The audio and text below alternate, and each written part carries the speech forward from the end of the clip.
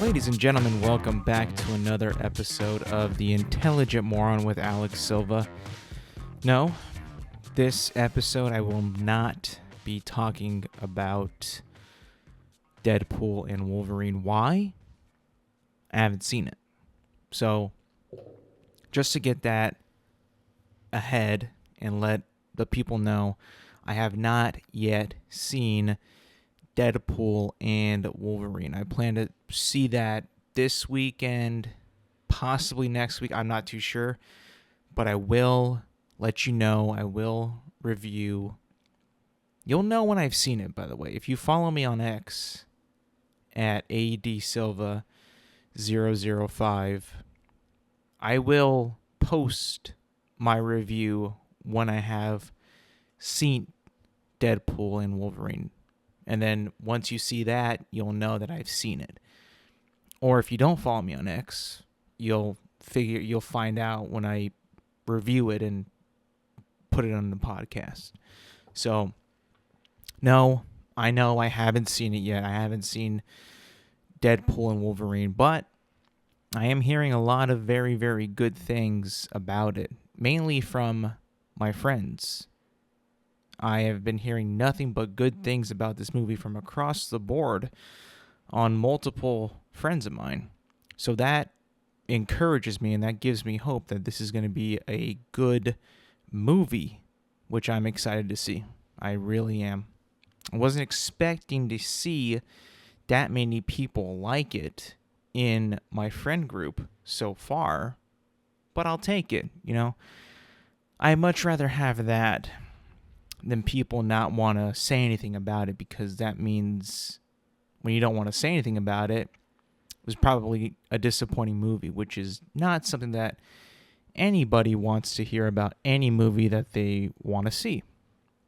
I think we've all kind of had that feeling when you go into something that you're excited about, that you want to see, that you want other people that you know to see, you see it, and it just isn't that good. And you don't want to speak upon it because like, you said it was going to be good, or you hyped it up. Listen, I've been guilty of that for many, many times. I have been guilty for overhyping things a lot of times in my life. A lot of times. And I have since then not been doing that whatsoever. I haven't hyped or overhyped anything that I can remember in recent memory in a very long time. I've kind of gone quiet on doing that type of stuff. One, because I've been bitten in the ass far too many times where something looks good, something feels like it's going to be, really good, or at least, do well, and ending up being a total disaster. And then I'm just like, well, what was the point of that? So, no, I have not seen it. I'll see it soon. But don't worry. Don't worry, because I have a good reason of why I didn't see it. I was actually out of town this past weekend. I was gone, so I didn't have time. That was a thing that I had put in my schedule far in advance, forgetting that Deadpool and Wolverine was going to come out this weekend, but nonetheless, I was out of town. I went camping. I went camping in Yosemite. I haven't been camping in about 15 years. I want to say the last time I was actually camping was maybe 2009. Maybe 2008. I cannot remember the exact last period of time I went camping, but I did go camping this weekend, a long weekend, right? I went for 2 nights, 3 days, got there, slept. The next day was there for the full day, slept, next morning, left. So about 3 days, right? 2 nights at least. And I had been, like I said, there in a long time. And we haven't been camping because my parents just kind of got a little tired of it. We when we go camping, we don't go to we didn't go to a cabin with plumbing and electricity. We actually roughed it. We went to places where you had to pitch a tent, where there was bathrooms, you know, and like no showers. You know, bathrooms, toilets, sinks, yes. Power, showers, hot water, no. So when we went camping, I really mean we actually went camping. And this time, this past weekend, we did that again. And I was actually, sort of hesitant on it because we haven't gone camping in a long time, and just kind of remembering when I was a kid of how much it would stress out my folks when I was young, because I didn't really pack much of the stuff when I was very, very young. I did sort of, when I got older, but, when I was younger, I would just let my parents do all that stuff. They would pack it all, they'd pack everything, then we would drive up there, then they'd unpack it, get all the campsite set up and everything like that. Then when it was time to go, they'd pack it up again, yada, yada, yada. I do remember that whole process when I was a kid taking a long, long time to do. Planning is also a major part of camping. Like I said, we were going there for 3 days and 2 nights, essentially, right? And we had to pack things that, you would think, like, yeah, I mean, we cook dinner all the time. We got this.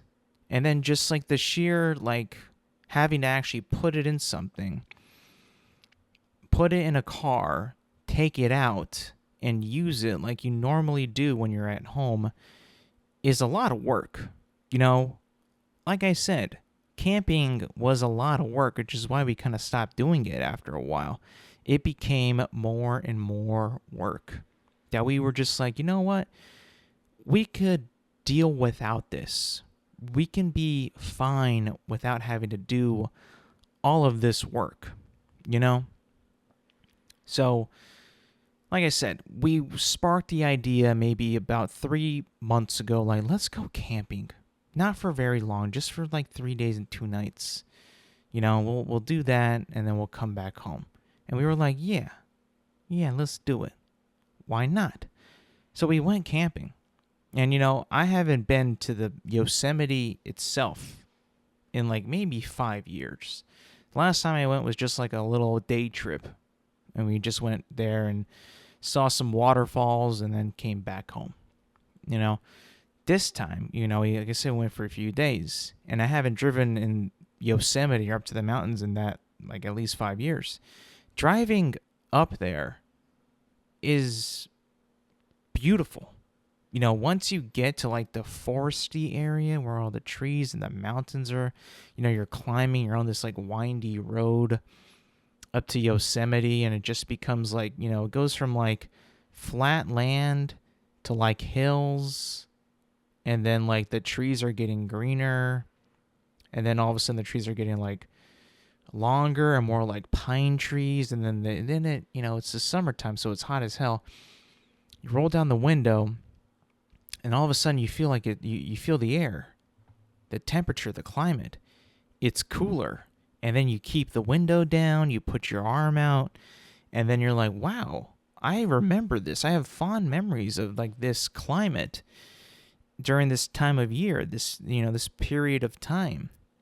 When we would come from Central California and go to Yosemite, and then like, oh my God, it is so much cooler." It's beautiful. You can't help but on the drive there, when you're driving there, to just kind of like look around. Look from side to side, left to right. Not even like at anything in particular, nothing specific. You'd just be looking at the trees, the rocks, the ground, anything, just because I haven't seen that in forever, that much greenery in a very, very long time in like a mountain biome, mountainous biome. I'm looking at it. I'm just like kind of amazed in a way, and just like kind of taken aback, like, oh yeah, I have fond memories of this drive, and now I'm the one driving up. And you just get, as you keep on climbing, and then you get cooler and cooler. Like, this is nice. I'm ready for this. And as we're driving there, I'm like, thinking to myself, and I'm like, this is going to be nice. This is going to be awesome. I am ready to camp. I couldn't believe I was saying that to myself. Knowing like what kind of work goes into camping and what I've been through in the past, I'm like, you know what? This is going to be freaking tight. This is going to be sick. And as we're driving up, we passed Oakhurst and we're, approaching the true mountains, and we're about to get to the gate to check in, to pay, to go into Yosemite. Because we already have a reservation at our campsite. So we just got to go there, pay the fee to get in, and then we're golden. We're good. We're solid. About maybe, I would say a good 2 miles before that, the traffic starts to pile up. We get into this traffic jam. I'm talking stopping and going, sometimes stopping for about a good 5 minutes. Now I'm thinking to myself, there's no way that the entrance, the people that are letting you by at Yosemite are this slow. That can't be the reason. Maybe there's a collision, maybe a crash. And on the way there, while we're in the stop and go traffic, the poor bastard, some poor bastard's car, he just had his hood up in the lane, and we just had to go around him, the poor bastard. And that was one stop. So I'm thinking well, was that it? No, there's more traffic ahead. What the hell is going on? So then we continue. And I feel like we left at 9 a.m. We didn't get to the campground till 1:30. It took us 4.5 hours to get there. Maybe I'm exaggerating. Maybe it was damn, I can't remember. No, we left at 9:30ish. I got there at maybe 1 or 1:30. I can't remember. But it definitely was a big delay, So we're still trying to get to the gate. We haven't seen anything yet. Any clue of what is actually the problem. People are starting to lose their phone service, right? So we can't really check the traffic updates. That is all gone. So I'm like, what the hell's going on? And then as we approach, a landmark that I know personally, we're getting closer. There's this lake or creek or whatever that I know. I think it's by Fish Camp or something like that. But that landmark I know is okay, we're closer to the actual entrance to Yosemite. And then I can actually see it, after more stop and go traffic. I finally see we make that turn, and I see the entrance, and I see the spots where you have to check in and all that, or pay for your entrance. And I was like, what's the deal? Because earlier, I had seen 2 ambulances go past us, with their lights and their sirens. And I'm like, did somebody pass? Somebody get hurt? Maybe that's the holdup? No. It was just slow to get in, to actually get into the park. It was just not enough people, not enough rangers to let people in. It was actually insane. We kind of couldn't believe it. Then we got there, and then my dad was like, yo, what's the holdup? She's like, we are short-staffed of rangers. I'm like, shit, that ain't good. I wonder how this is going to go. So already the trip is not to the greatest starts. It's decent. It's fine. We're just a couple hours late. But it's fine. And after that delay, right, we get there. We pass the gate. And then, I shit you not, after that, there is absolutely no traffic whatsoever in Yosemite from there on out. None at all. So we're driving up, and we stay at Bridalveil Creek campground. We stay there. I've been staying there for years. That's just been my family's spot that we stay in. They hadn't been open in the past 2 years. They literally just opened the Saturday before we were going to go. Like, that was their first day open. They opened back up, I think. No. They opened up on Friday. Their first day of operation was Saturday, and we got there on Sunday. So, when because we were originally going to go to Crane Flat, which is a different route to get there. Luckily, my sister, God bless her, was on it, was vigilant, was aware, and swoop in on like, oh, Brideville just opened.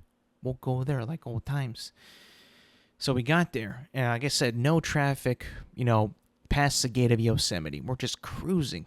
And, we're going up in elevation more, so it's getting cooler, a lot cooler. And, I'm wearing like a long sleeve, breathable, athletic outdoor shirt.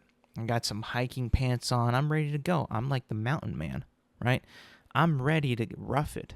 I'm ready to camp, So we are still going up, into Yosemite. No traffic whatsoever. I mean, the people that we were in that traffic jam with, some of them said, fuck it, turned around and went back home. Not, that was their decision. That sucks. It's unfortunate, but, I think that you can't get a refund if you have, let's say you wanted to camp at Brideville. You can't get your refund back. I'm pretty sure you can't. I don't know. I ain't too 100% sure on that. But, there was a couple people that just dipped out like, fuck this, going back home. But we didn't. We persevered. We were strong. We prevailed. That's the word I was looking for. And we kept going forward. So we got there. And like I said earlier, the campground, Brideville, had not been open in the past 2 years. So we were like the first people back in that area in a long time. And it was a trip. It was a trip down memory lane because, one, all the roads were much better, in much better condition than I had remembered. Repaved, new lines, new dividers, new looking dumpsters. It was beautiful. We got there, we checked in, because you got to check in to the Brideville camp now, which is new, which is nice. They're only reservation only, which is also very nice too, because back in the day, we used to try to get there as early as possible, because back then the campsites were first come, first serve. You had to be on it, circling around, finding a spot. If you had family members that were going to come with you and maybe be in other campsites, you'd have to save them. You'd have to put like a lawn chair there just so you could claim your spot. It was wild. That was the wild, wild west back then. Now it's easy as hell. You just have to, be there on that day to check in, and they'll hold your spot for you. So that is a new thing that, thank God they invented that. Thank God they adapted the system from reserving seats in movie theaters to now camping. It is so much easier. If you remember the days back when we used to go to the movies without a reserved seat and look for the best seats possible, till now, so much better now. So much better. This is like the one thing where I'm like, technology, like this is like the peak of technology, where you can reserve a seat in the movie theater. That way you can avoid awkward, angry, sometimes violent interactions with people for seats. In my case, campsites. Thank God for campsite reservations. Truly a marvel, a breakthrough in technology. This is where technology actually benefits human life. And I thank God that it exists. So we get there. We circle around the loop to get to our site. And I was just like remembering all the times that I used to ride my bike down these loops, down these roads. and see all this stuff for the first time. And for me, it's been like 15 years, that campground. I was just blown away. And then we sort of stayed in a very similar spot to where we used to stay when I was a kid. And it was a perfect site. 2 tents, a bear box, a table, a campfire. It was awesome. We had brought wood. I was chopping wood. Dude, let me tell you this. I became a mountain man. I ain't gonna lie. I was actually a mountain man. Like, I was, like, on it with the wood, getting the fire going. I cooked on the grill of the pit. I was cooking bagels for breakfast, bread, hot dogs, corn on the cob. Dude, I was the mountain man. I was setting up the fires. I was keeping the fires alive. I had so many s'mores. Like, I was a true mountain man in this past weekend. It was incredible. I felt like I had embraced something that I had not, fully tapped my potential in a long time. Like I said, I'm 30 years old. Last time I went camping was when I was about maybe 15 or 16, and I wasn't even an adult yet. So me going back camping as a full-fledged adult, I get it. I understand. I'm quicker. I'm sharper. I'm faster. I know how to get things done. I know what to prioritize. I can now help set up and pack and all that shit without having to worry about anything. I'm an adult. I just get shit done now. It's in my blood. It's in my mentality. And, dude, I was on fire the entire trip. I was trying to be efficient. I was giving ideas. I was saying, let's do this instead of that. I mean, I was just, like, on it. We bought an axe because we hadn't had an axe. We don't actually own an axe because we don't need it anymore. I would always used to use my uncle's, but I didn't get it this time. So we bought an axe, and I was splitting wood like a lumberjack. It felt amazing. It felt primal. It felt like it was so simple. There's something about, like, going into nature, doing things like I said, splitting wood and starting a fire and keeping that fire going, that truly, really do kind of give you a satisfaction and an accomplishment of humanity, of human beings. Like 100,000 years ago, somebody lit a fire. Not as easy as I did because I had matches. But someone 100,000, maybe even more years ago, lit a fire and kept that fire going and accomplished 1, warmth, 2, light, 3, a way to cook food, and many, many, many more things that come with fire. And just doing that, to be honest, was incredible. Like, I had felt like I had been teleported back in time to where we're always on our phone. We're always glued in. We're always connected. Up here, I had no service. I had no internet. I had no phone service, no texting, nothing. I don't have Starlink, so I couldn't do anything like that. I couldn't connect. I couldn't call anybody, text no one, nothing. So it was pretty awesome, I will say. Now, I didn't 100% rough it. I did bring flashlights, so I didn't carry a torch. But, just to give you a little bit of a gist, I didn't totally, completely go in it with absolutely nothing. Let me just be very, very clear. But, again, splitting the wood, gathering kindling, building a fire like a teepee and lighting it up and letting it burn and keeping it alive so you can cook your food on it was actually pretty, incredible. It's something that I think that every person should do once in a while to reconnect to nature, to see where we used to be 100,000 years ago. Truly incredible.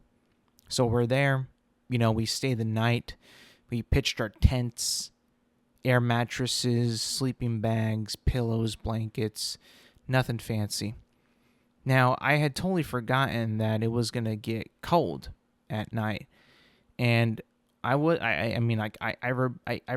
enough to bring a blanket and a sweatshirt just in case. And the first night we went to bed, I went to bed with a sleeping bag, air mattress, blanket, pillow, etc., right? I had totally forgotten that, once you're in that sleeping bag position in like a twin air mattress, a twin-sized air mattress, and I'm sharing a tent with my brother, and the tent isn't that big. Space is space, the space that you have shrinks quite a bit. It shrinks quite a bit. And you kind of feel like you're, in a way, trapped and can't really move. Because, one, air mattresses, if you haven't been on one in a while, they kind of shift, with the air that's in it. So you don't really totally feel like you're sleeping on a mattress. You feel like you're on like an unstable bed in a way that kind of shifts and like moves with like where you are and like how it distributes the air. So it's not like the most luxurious thing and not even like really remotely that close to an actual bed. So there's that. The fact that me and my brother were on the opposite sides of the tent, pretty much hugging the wall. I couldn't really turn all that well in the sleeping bag because, I'm a giant, I'm a big person, and these air mattresses are pretty thin.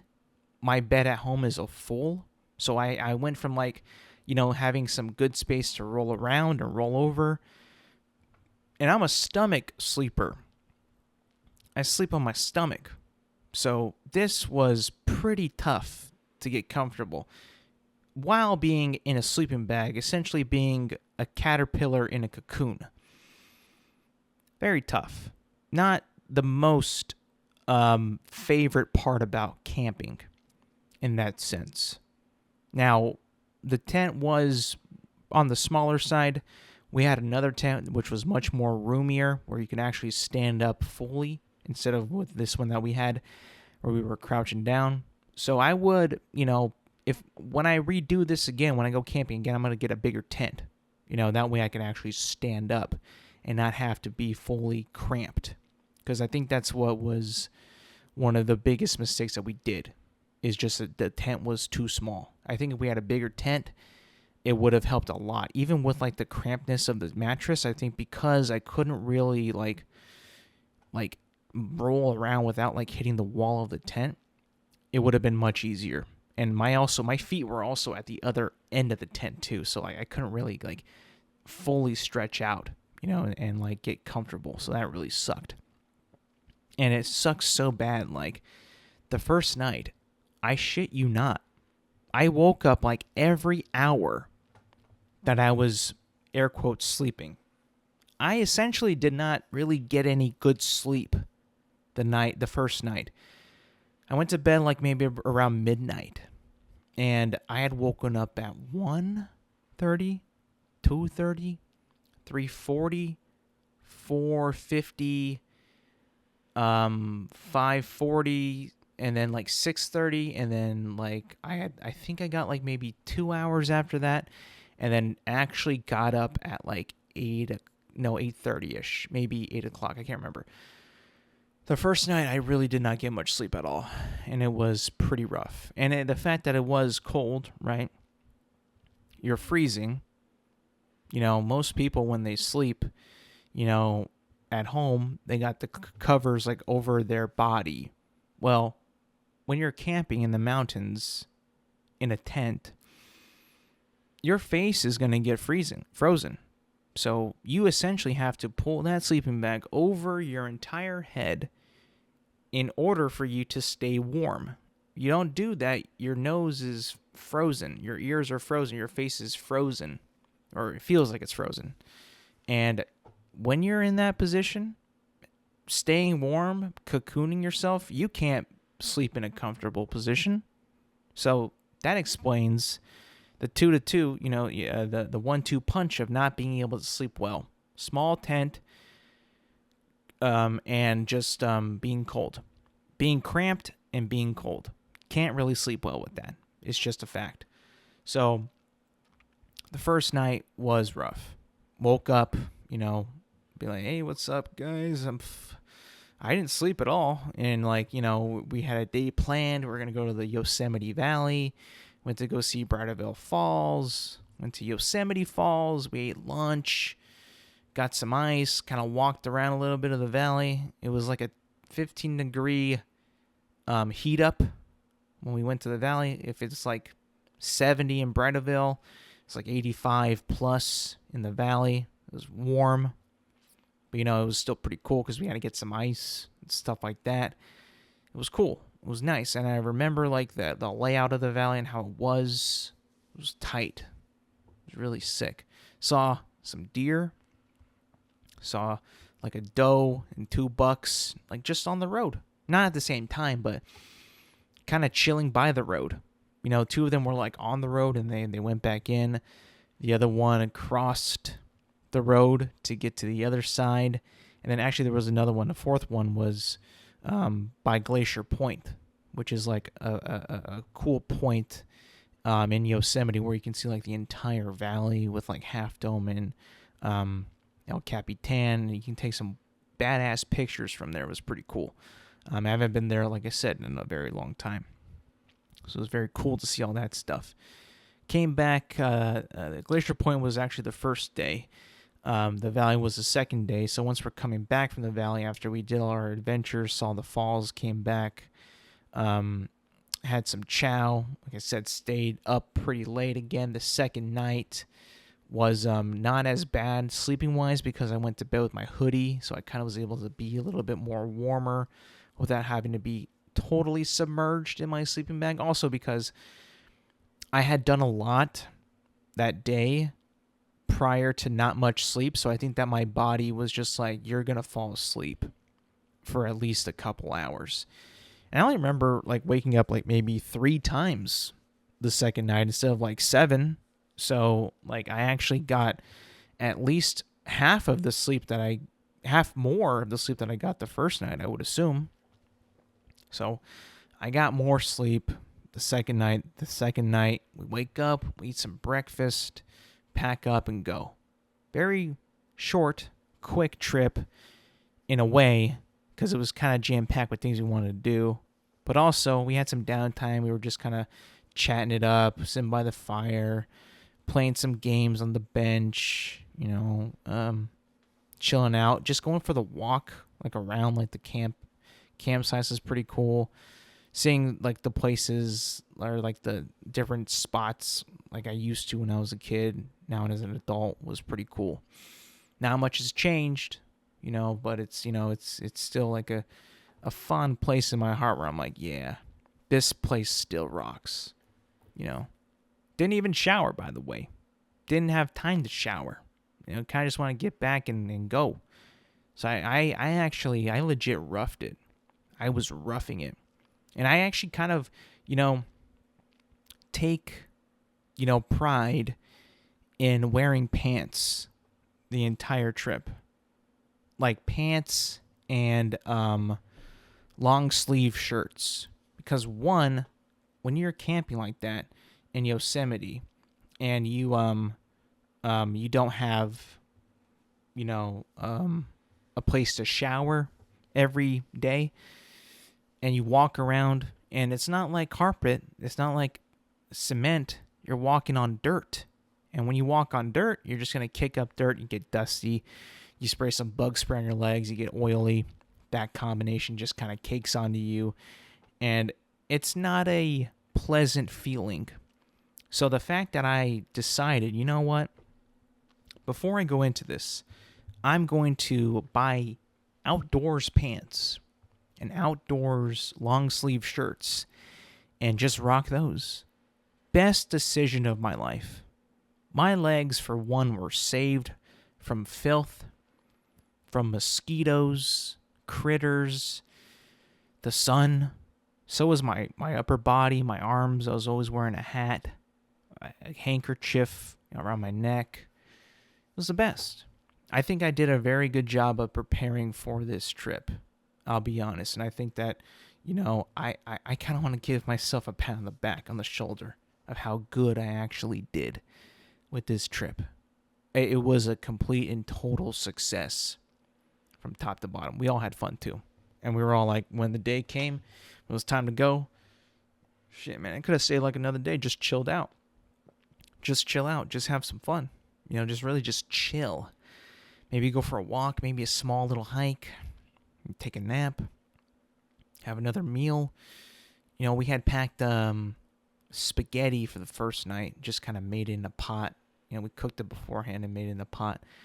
Good decision, good idea, very easy. And the next day we just made hot dogs, which is probably the easiest thing that you can make in the wild is hot dogs. If you have like a grill, like a pit with a grill on it, hot dogs, pretty easy. Like anybody can do it. So we packed light in the sense of meals for this trip, and thank God, because when you pack like a big, 7-course meal, it's a lot of dishes that you gotta wash. And I remember doing that back then when I was a kid. I'm like, we have to cook all the food with all these dishes and then place it on all these plates, and then after that we gotta wash all the dishes. It's a hassle, This time we made it more simple. We thought about what we're gonna have. I'm like, you know what? We don't gotta overthink it. Just this and this, and that's it. We're fine. And we did. Came back, and now we're just like, next year when we try this again, we'll do it this way, or maybe do it a little bit different. Like, yeah, let's do it. That'd be much easier, much better. Now we know, what to pack now and what not to pack. So, successful trip. I'm happy I did it. Was looking forward to it. Had a pretty, this is capping off the very busy July that I had with, 4th of July, 6th of July, LA trip last week, this 2 weekends ago, this past weekend, Yosemite trip, dope month, dope month, dope trip to end the month on, I'll say that. Next up, not camping, nothing personal about me, but I had caught a little bit of the Summer Olympics ceremony. And I haven't watched much of the Olympics, I'll be honest, because I was just out of town. I've been pretty busy, so I haven't really watched a whole ton of Olympics. Maybe a couple events here and there before I left, and a little bit of the ceremony. And, first of all, I'm not a huge fan of when events begin before the opening ceremony. For instance, I know women's soccer, men's rugby, I think a couple tennis matches happen before the opening ceremony of the Olympics. I have a huge problem with that. Number one, why call it an opening ceremony if you're going to have literal events happen before the opening ceremony? Why would you even call it that if you're having events happen before that? And not just like any event.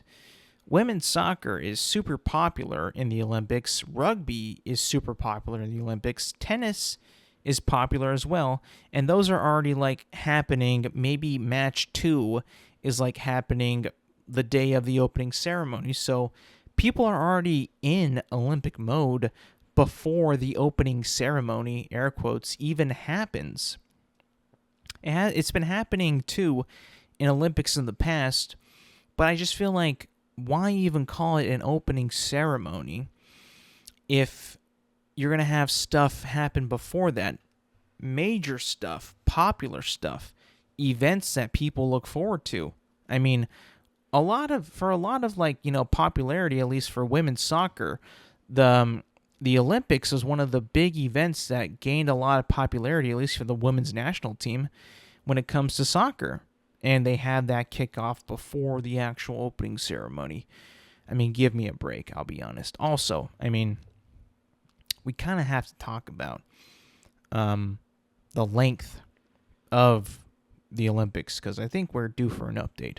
Let me be very clear of what I'm going to say here about the Olympics in general. I am a big fan of the Olympics. I really am. I'm a big fan of competition. I'm a big fan of events like this. World uniting events. I really am. I get like the fever when it happens. I get the bug. Like I need to watch whatever it is. Olympics, World Cup, Copa America, the Euros, Winter Olympics, FIBA World Cup, World Baseball Classic. I get the bug for those things very, very easily. I want to watch as much of it as I possibly can. And for the most part, I love like the Euros, the Copa America, and the World Cup the most. The World Cup being number one always. But even like the Euros and the Copa America, in my opinion, are able to schedule, I know it's one sport, but schedule like every game perfectly throughout the period of time that they're given to have the event. The World Cup is a month. The Euros is a month. Copa America was like maybe 25 days. Less countries in the Copa America versus in the Euros and in the World Cup, right? I get it. Scheduling is going to be a little bit less for the Copa America. But you heard what I said, right? World Cup gets a month to do it. Why the fuck is the Olympics given 18 days to do everything? I mean, you don't just have soccer, you have you have swimming, you have track and field, you have horseback racing, you have tennis, you have golf, surfing, rowing, gymnastics. You have so much bullshit. And I'm not saying like I don't care about it. I do care, but I'm just trying to say you have so much sports, so much to do. Much more than in the World Cup where it's just soccer, and you only give them 18 days to do everything? I swear to God, there's like maybe 10 events, 15, maybe even more, that are happening at the exact same time. How is anybody going to watch any of those? First off, the Olympians, a lot of the Olympians that are in the Olympics are in sports that not a whole lot of people watch. I don't know that many people that religiously watch swimming, that religiously watch rowing, or synchronized swimming.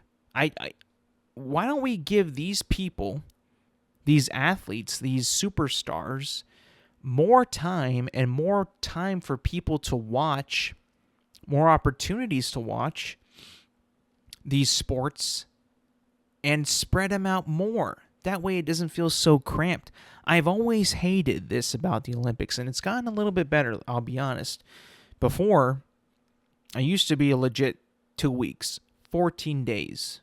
This one, 18, so an improvement, but not nearly enough. Enough's enough, Olympic Committee. Enough's enough. Wherever the Olympics are, governed, I'd probably guess like Greece, Athens, Sparta, I don't know, where they originated. Give them more time. You opened it up to the entire world to compete with so many sports, so many events, so many competitions, that it's literally impossible for a Joe Schmo like me who catches Olympic fever every single time to enjoy these events and watch them. Also, I heard that, I'm pretty sure it already happened, but I think on the opening ceremony they were saying like the level of E. coli that is in the river in Paris, where they're going to be holding events, is so bad. The levels of E. coli in that river are so bad that they had to clean it and pay over $1 billion to get it to a level where people can swim in it. I mean, Jesus Christ. Maybe if the river that you're going to feature for events, if it's going to take that much to clean it, and you haven't even done it yet, maybe we should have looked at Paris and be like, are you going to be able to clean this in amount of time to make sure it's safe? That was all being said during the opening ceremony when the boats were going down that river in the actual opening ceremony. And I'll get to that in a second. But was Paris really ready? Were they actually capable? I get it, like Paris is a pretty, modernized, good-looking, decent city. But that river, I don't know about that, man. That to me was a little whack. And the fact that they're also having like surfing in the French Polynesia, that was wild too. I was like, wait, surfing? Well, Paris is not by a beach. It's in the middle of the country. Where are they going to surf at? Dunkirk? And it's like, no, in French Polynesia, in some island. Like, oh, okay, I guess that counts as Paris, France, sort of? I don't know. I mean, I think that we really need to, as an Olympic committee, those boys in Athens or Sparta, wherever the fuck, Corinth, wherever they're holding the Olympic committee and the decision-making for the future of the Olympics, has got to be at least in a city that has a coast. That way it could all be centered in one area like it should be. Once you put it all over the place, what the fuck's the point of having a host city? What's the fucking point, right? Paris 2024. Not just Paris and French Polynesia 2024. All right? Let's just focus on that, okay? God. That reminds me. I think the next Summer Olympics are going to be in Los Angeles. Right? You got a coast by Los Angeles. You got, places where they can do the summer games. You got track fields. You got soccer fields. You got basketball arenas. You got shooting ranges. You got horse tracks or race tracks and all that stuff. You got everything in Los Angeles. You can do all that. You got tracks for marathon runners. You can do all that in Los Angeles. Perfectly fine. They even have the goddamn Coliseum, which I know is Roman, but I think it would be cool, to have like, Greek originated Olympics in the Coliseum. I'm pretty sure it's been done before, but not in my lifetime. So that'd be pretty sick. And last thing about the Olympics, besides it needs to be longer, and also in France or in Paris, right? These wacky time zone Olympics, man. I mean, you just can't even fucking watch any of that shit live. You just can't. You have to watch the recap at 10 o'clock at night of things that happened 12 hours in the past. I mean, it's so fucking annoying. That's why these next couple years are going to be peak for me for my, love of these events. Because we got, the World Cup is going to be in America. And the Olympics are going to be in Los Angeles. I mean, I get to watch this stuff live and see it all happen. I'm like, yes, this is what I want. And then after that, they're going to be like, oh, next year's, World Cup is going to be in Tokyo. Like, bruh.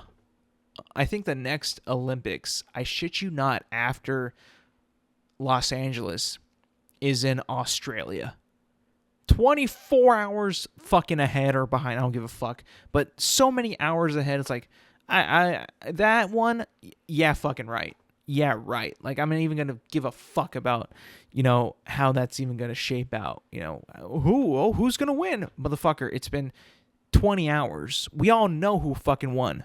There's no need to play this fucking, super cut, where they have a host. Let's just go to, the volleyball court, and then let's go to the racetrack, and then let's go to the tennis courts, and then the golf course, and then the soccer pitch. Like, no one gives a fuck about that, okay?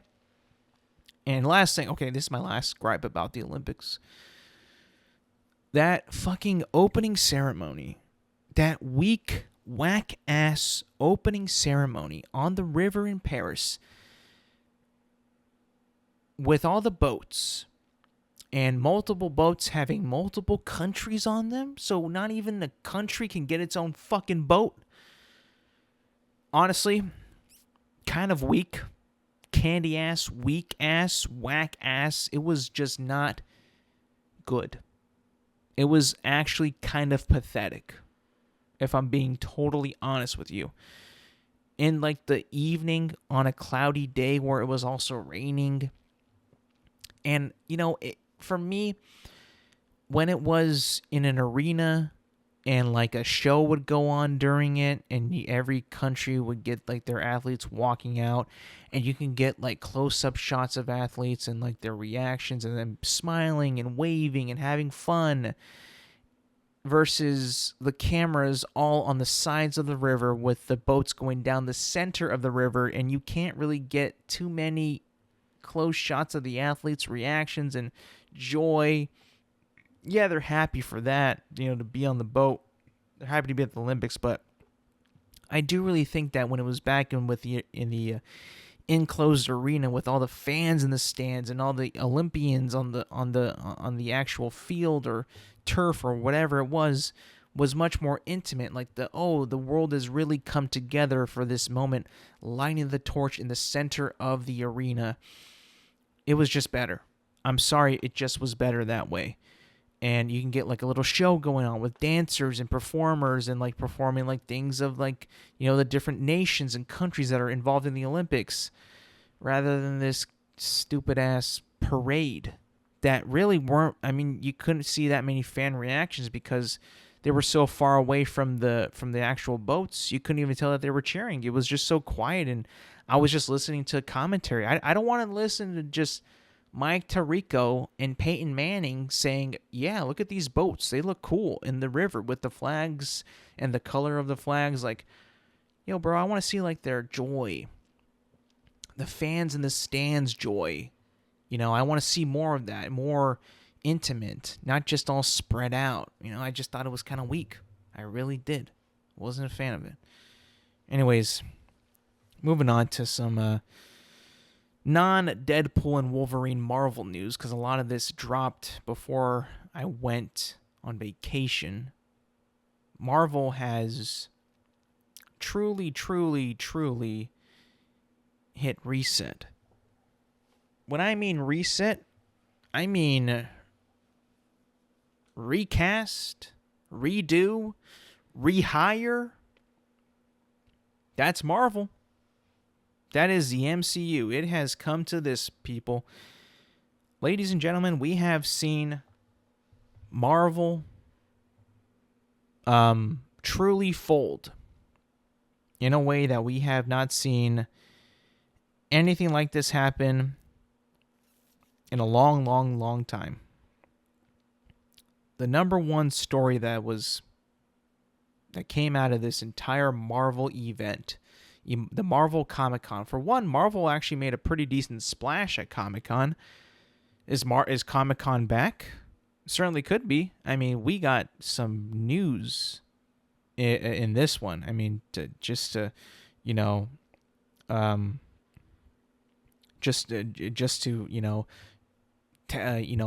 really like get like the news that's coming out, right?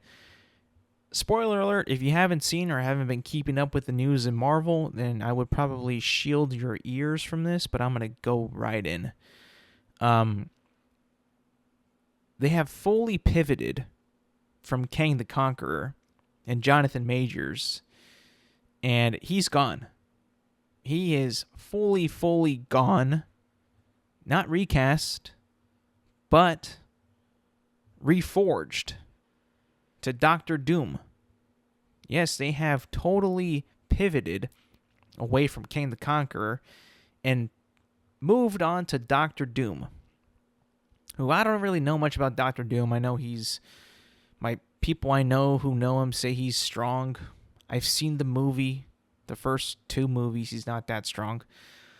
And he's not only going to be the bad guy, maybe not the main bad guy, but one of the bad guys in the new Avengers movie coming out. He's played by none other than Robert Downey Jr. You heard it. You heard it. Robert Downey Jr. is coming back to play Doctor Doom in Avengers Doomsday.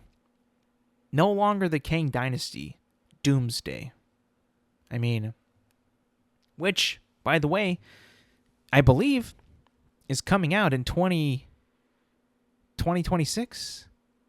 Is that what I saw? Let me just check real quick because I think this is coming out pretty quick. Yeah. May 2026, Avengers Doomsday. We have less than 2 years to get a team of Avengers to fight Doctor Doom, played by Robert Downey Jr.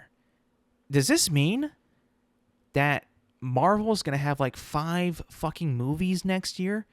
Maybe even more to build up the anticipation, build up a chronological story that has characters and depth and consequences and events that lead up to Avengers Doomsday for this to make any sense? Because so far, this is all just shock value. For one, they totally gave up Kang the Conqueror. And like, we need another villain that's going to be, people will come and see this. Oh, how about we just make Iron Man Doctor Doom? That'll be cool. I mean, it's a total, like, I've seen this meme. I've been sent this meme about Disney and Marvel's creativity. In fact, I'm going to give credit to I think it was my baby brother who sent this to me on X. You know the part in Star Wars, The Rise of Skywalker, where Poe Dameron utters the line, "Somehow Palpatine returned." Somehow Robert Downey Jr. returned. He went from the snap to kill Thanos, that sacrificed himself to save the universe, to now being Doctor Doom. Now, of course, he's not going to be Iron Man. He's not going to be playing Iron Man, so it's not like a total cop-out where, you know what, fuck it, Iron Man's back. No, it's not that at all. He's playing an entirely different character. It's not about that. It's about Marvel really had no characters or no likable characters enough to get people back in seats to continue on with what they have, that they had to bring back an actor who pretty much had like a revitalization of his career because of Iron Man. And the general public and audiences fell in love with this guy, Robert Downey Jr. back in the day, and loved him ever since, and even love him now, which is, respected and deserved. It's not about that. It's the fact that Marvel really doesn't have any characters that anybody cares about, so they have to recast an actor that they fell in love with to play another iconic character. You could have totally just, make Doctor Doom going to be your next bad guy and not have Robert Downey Jr. Maybe have somebody else who's, an actor who could play the role as well. You didn't have to bring Robert Downey Jr. back, but they know that they had to because they had no one to get people to go see their movies because their stories are bad. And not only is Robert Downey Jr. back, but the Russo brothers are back as well. So we have totally just been like, we cannot change. We cannot continue to have success with other players. We need to re-sign this guy and bring him back. Old sports analogy, dated sports analogy, but it's what happened. They could not continue the success with other creators, other actors, and they just said, we can't continue doing this with new people. We need to redo, rehire, and remake. Essentially, I don't know if they're going to totally remake, but at least rehire, recast, redo, in order to bring this dead fish that is the MCU back to life. truly kind of sad, if I'm being honest. Truly sad. But also, I can't deny it. Robert Downey Jr. is a really good actor. And, the fact that he's coming back to play Doctor Doom and Doctor Doom Avengers Doomsday. The Russos are going to be directing that one and Avengers Secret Wars. I mean, I don't know. It just seems like a lot is being put together in a short period of time to get these movies off the ground and to get people to actually go back and watch Marvel. Because these movies, these big Avengers movies, are coming out in 2026 and 2027. I don't think that right now we've had enough of a build-up that it's been earned, that I feel like when I'm going to watch these movies, they're going to culminate together to earn this story. I don't know if I'm going to get that same feel that I did the first time with Avengers Infinity War and Avengers Endgame. But then again, those were the part 3 and part 4 of that saga. This could be like, Avengers 1 and then Avengers Age of Ultron. So then again, I could be, just, thinking because, these titles sound a little bit more, finite, a little bit more like a conclusive, feel to them. Maybe it's not. Maybe it's like the halfway marker, like Avengers 1 and Avengers Age of Ultron, but now in this phase, the multiverse saga, right? I don't know. I half of me is conflicted. Half of me is like, this is kind of cool. But then again, I'm like, really? You couldn't get no one else to do Avengers but the Russos? Really? You had to get Robert Downey Jr. back? Really? Part of me like fanboying and like, is like that's kind of cool. Other part of me is like, you can't keep doing this again. You can't keep getting away with it. You can't. And they kind of haven't. They've been suffering quite a bit with their last 5 movies that have been like all duds. Past like 4 shows that have all been duds. So they've been getting a lot of shit. I understand why they're doing this. They really have nothing, no momentum right now. They have 0 momentum. They had to call back their friends, their boys, the Russos. Please come save us. Save us again, please. Robert Downey Jr., you won your Oscar. You're a legitimate actor. Please come back. But as a bad guy. You were the good guy for 20 years. No, maybe not that much. Like 15 years. No. What was it? I think 8 to 19. 11 years. 2008 to 2019. Yeah. No, maybe 18. I don't know. About 11 years, whatever. 10 or 11. You've been a good guy for like over a decade. Now you'll be the bad guy. He's like, oh, okay. Maybe I'll come back. What's my check gonna be? I'll do it. What about my homies? They coming back? The Russos? I'm in. I don't know. I think that it's kind of cool, kind of stupid. Like I said, I'm conflicted. I truly am conflicted. I don't know what to think. Actually, it's kind of blowing my mind. Maybe I really, really, really, really need to see Deadpool and Wolverine quickly. Maybe it'll sort of give me a little bit of like a direction of where they're going with this. But then again, I'm not too sure. I'll have to wait till the next show, hopefully. All right, everybody, that's going to be it for me today. Thank you for listening. Thank you for watching. Remember, you can find this podcast on Apple Podcasts, Spotify, and YouTube at Intelligent Moron with Alex Silva. New episodes drop every Thursday morning. Make sure to like, subscribe, rate, review, and do all that good stuff.